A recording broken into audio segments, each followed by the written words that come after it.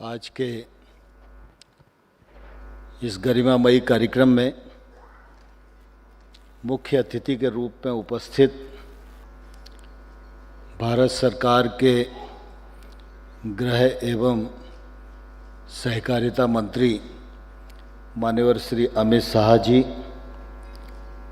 मध्य प्रदेश के यशस्वी मुख्यमंत्री माननीय श्री शिवराज सिंह चौहान साहब, कृषि मंत्री श्री कमल पटेल जी, सहकारिता मंत्री श्री अरविंद भदौरिया जी, हमारे केंद्र सरकार के सहकारिता राज्य मंत्री आदरणीय BL वर्मा जी, चेयरमैन नेफेड विजेंद्र सिंह जी, चेयरमैन इफ़को दिलीप भाई, चेयरमैन क्रफको चंदपाल सिंह जी, ज्ञानेश कुमार जी, राजवीर सिंह जी, मोहन भाई कोंदरिया जी, भंवर सिंह शेखावत जी और इस अवसर पर उपस्थित सहकारिता से जुड़े सभी किसान भाइयों बहनों और उपस्थित सज्जनों, पत्रकार मित्रों, आज हम सब लोगों के लिए बहुत ही प्रसन्नता का विषय है जब नेफेड के कार्यक्रम की आयोजना मध्य प्रदेश की राजधानी भोपाल में हुई और इस कार्यक्रम को सुशोभित करने के लिए, अपना मार्गदर्शन देने के लिए हमारे सहकारिता मंत्री माननीय अमित शाह जी स्वयं उपस्थित हुए। चूँकि मैं भी मध्य प्रदेश का कार्यकर्ता हूँ, इसलिए आप सब लोगों की ओर से अमित भाई शाह का हृदय से बहुत बहुत स्वागत करता हूँ, बहुत बहुत अभिनंदन करता हूँ।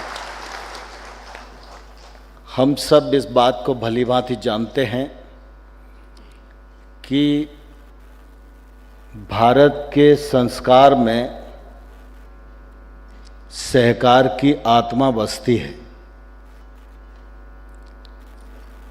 हम अपनी दिन भर की दिनचर्या को भी देखेंगे, अगर दिनचर्या में सहकार नहीं है तो दिन अस्त होते होते मन में संतोष नहीं आ सकता है। और इसलिए जब प्रधानमंत्री जी सबका साथ सबका विकास की बात करते हैं तो निश्चित रूप से उसमें सहकार समाविष्ट ही रहता है। और हम सब इस बात को भलीभांति जानते हैं कि जितना भाव सहकार का प्रबल होगा उतनी ही प्रगति होगी, उतनी ही देशज भावना विकसित होगी और जितनी सहकार की भावना प्रबल होगी, हम एक दूसरे का सहयोग करके एक दूसरे की ताकत बढ़ाएंगे। और जब इस भाव से हम एक दूसरे की मदद करने की कोशिश करेंगे तो आप ये मानकर चलो कि ताकत देखने में हमारी बढ़ेगी, लेकिन उसका परिणाम देश की ताकत बढ़ाने के लिए होएगा। इसलिए सहकारिता के क्षेत्र में पवित्रता, पारदर्शिता यह अत्यंत आवश्यक है। सहकारिता के क्षेत्र में अधिकार भी जरूरी है, सहकारिता के क्षेत्र में कर्तव्य भी जरूरी है। जब अधिकार और कर्तव्य दोनों मिलकर काम करते हैं तो निश्चित रूप से सहकारिता का क्षेत्र आगे बढ़ता है। जैसे आज हम इफ़को के बारे में सोचते हैं, इफ़को उर्वरक के क्षेत्र में दुनिया का सबसे बड़ा सहकारी संगठन है। आज हम अमूल के बारे में सोचते हैं तो दुनिया का सबसे बड़ा संगठन अमूल है। ये संगठन आज अगर भारत का गौरव बढ़ा रहे हैं, सहकारिता का गौरव बढ़ा रहे हैं, तो उसके मूल में मुख्य रूप से कार्य पद्धति में पवित्रता भी है और कार्य पद्धति में पारदर्शिता भी है। माननीय प्रधानमंत्री जी सहकार से समृद्धि की कल्पना जब वो मुख्यमंत्री थे तब भी इसको मूर्त रूप देने के लिए गुजरात में काम किया करते थे। जब वो केंद्र में प्रधानमंत्री बने तो इस परिकल्पना को साकार करने की दिशा में उन्होंने सने सने कदम उठाया और आप सब इस बात के साक्षी हैं। अभी चेयरमैन नेफेड कह रहे थे कि जब वो दिलीप भाई के नेतृत्व में प्रधानमंत्री से मिले तो सचमुच नेफेड का उद्धार नहीं किया।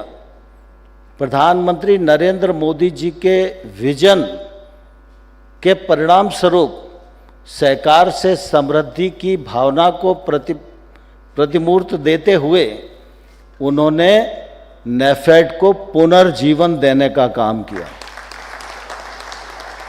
और आज ये नरेंद्र मोदी जी की दूरदर्शिता का ही परिणाम है कि नेफेड यहाँ इस स्वरूप में कार्यक्रम आयोजित कर रहा है, वरना नेफेड एक तौर से बंद होने की स्थिति में आ गया था। सारा देश इस बात का साक्षी है। प्रधानमंत्री जी यही नहीं रुके, नेफेड को आगे बढ़ाने में मदद की।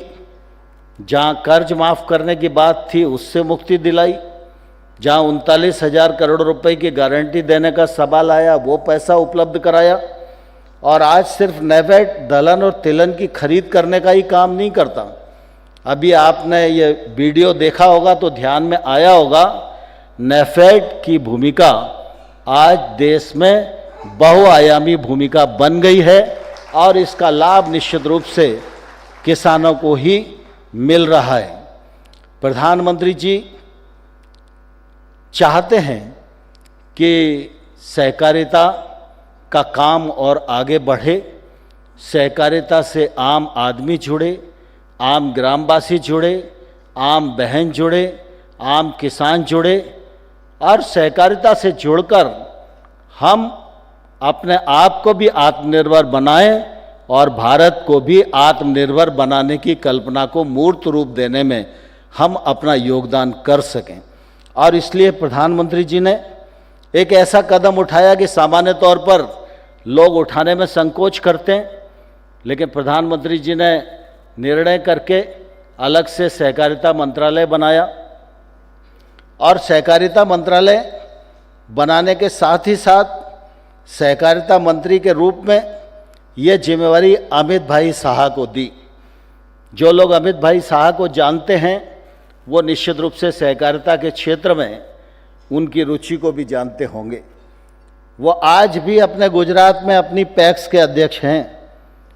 वर्षों तक जिला सहकारी बैंक के अध्यक्ष के रूप में उन्होंने काम किया है और सहकारिता के क्षेत्र को और मजबूत बनाया जाए इसमें उनकी बहुत रुचि है और इसलिए प्रधानमंत्री जी ने एक गुरुतर दायित्व उनके कंधों पर दिया है। और आप सब इस बात को भली भांति जानते हैं कि अमित भाई अगर किसी बात को ठान लेते हैं तो इस देश से धारा 370 खत्म हो सकती है, तो फिर सहकारिता का क्षेत्र तो आगे बढ़ेगा ही बढ़ेगा। हम इस पर भली भांति भरोसा कर सकते हैं। आज हम सब अमित शाह जी के संबोधन को और उनके मार्गदर्शन को सुनने के लिए यहाँ एकत्रित हुए हैं। मैं पुनः आप सब लोगों की ओर से अमित भाई का हृदय से बहुत बहुत स्वागत करता हूँ, बहुत बहुत अभिनंदन करता हूँ। धन्यवाद।